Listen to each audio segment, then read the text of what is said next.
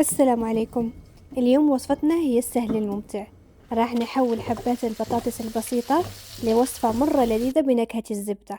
خلينا نسويها مع بعض، بس قبل ما نبدأ لا تنسوا الاشتراك بالقناة والإعجاب بالفيديو، ولا تحرمونا من تعليقاتكم الحلوة. ناخد بطاطس صغيرة مغسولة ومتنشفة ونقطعها نصين. أول شي هنسويه هنحط البطاطس سلق، هنحط ملعقة من ملح. البطاطس اللي قطعناه نصين.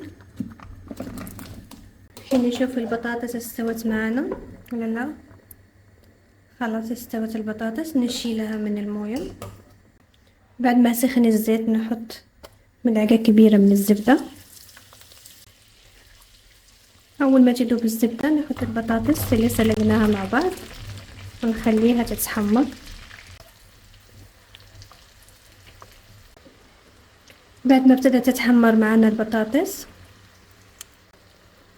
هنضيف البصل. هنا عندي نص بصلة صغيرة ونخليها تدبل.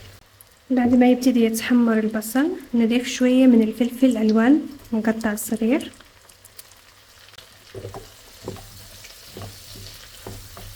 ونضيف شوية من الثوم المهروس وشوية من الملح والفلفل الأسود والبابريكا، ونستمر في التحريك لغاية ما تتحمر معنا البطاطس كويس. ونرش عليها شوية من الكزبرة المقطعة.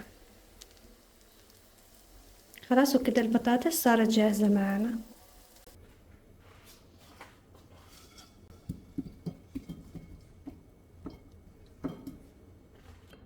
وبكده وصفتنا لليوم اللي هي البطاطس السوتيه بنكهة الزبدة صارت جاهزة. أتمنى أنكم تجربوها وتعجبكم، وأشوفكم في وصفة جاية إن شاء الله.